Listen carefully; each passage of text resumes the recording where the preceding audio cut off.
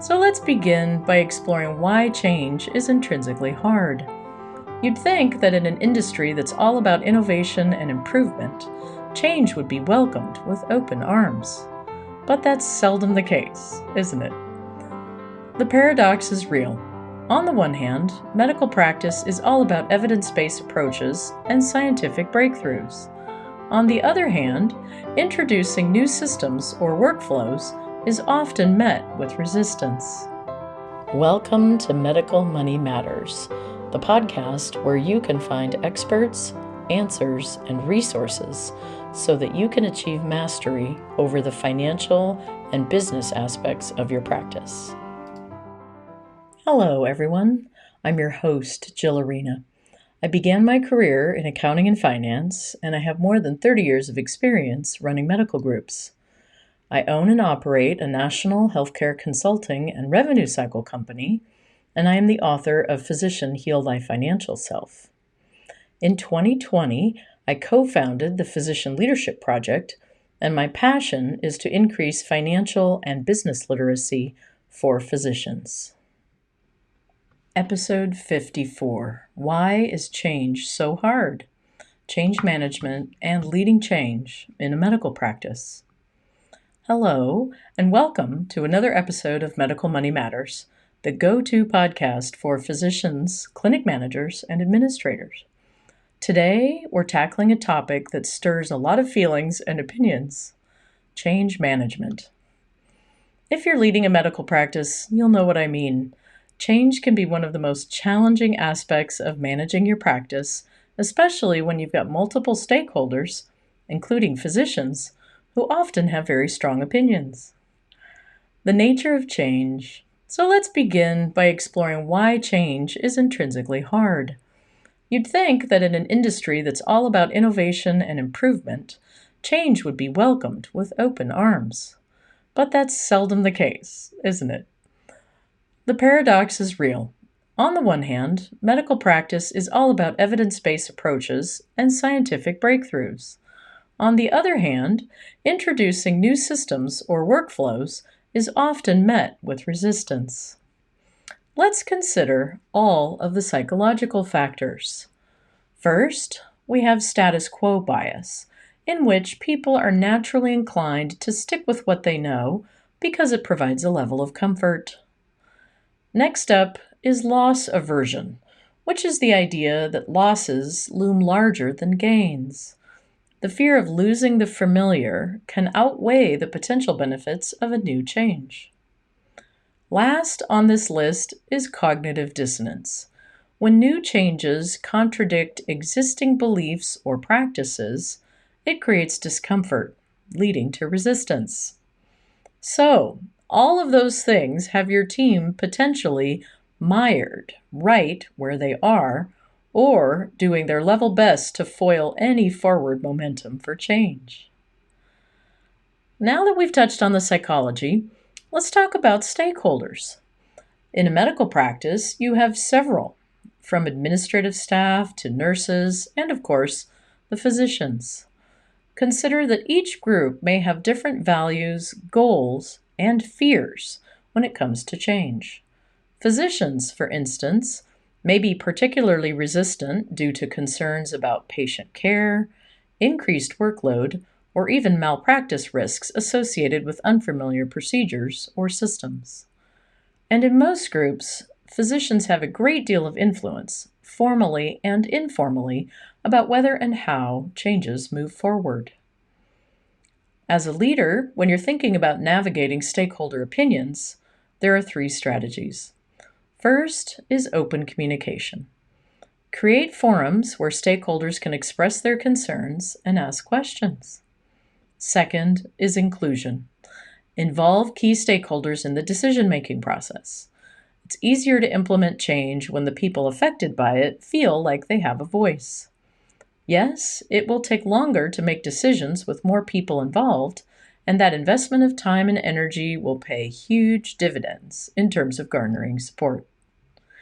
Third is transparency. Clearly communicate the reasons for the change, the steps involved, and the expected outcomes.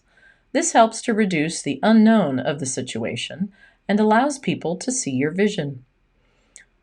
So we've looked at why change is hard and how stakeholder dynamics can influence the process. Now, let's get into the fun part: strategies for successfully implementing change in a medical practice. Understanding the problem is just half the battle.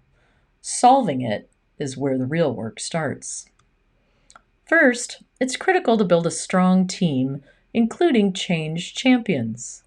This means you'll need to identify and recruit internal advocates who can encourage their peers and provide insights into team dynamics. For this step, I encourage you to think about who your formal and informal power brokers are within your group. Recruit them carefully, and they will help carry your change through. Next, it's important to set up cross-functional teams so that you involve members from all areas of the practice. This ensures that you'll have diverse perspectives and a great deal of additional insight as you're making decisions and moving forward. Now is a great time to ask yourself, does your group have a culture of continuous improvement? If you can honestly answer yes, then it's off to the races.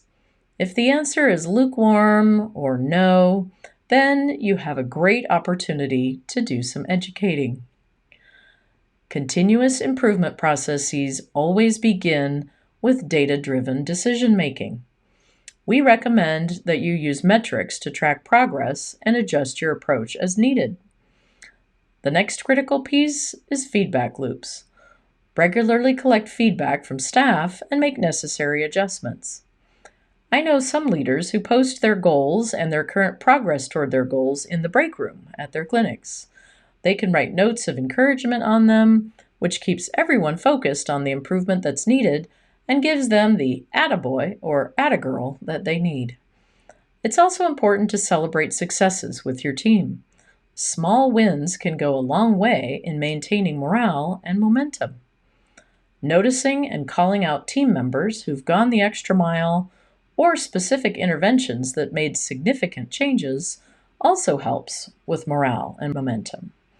String together enough small wins and enough progress toward the goal, and pretty soon you'll be bringing along even the most reluctant member of your team.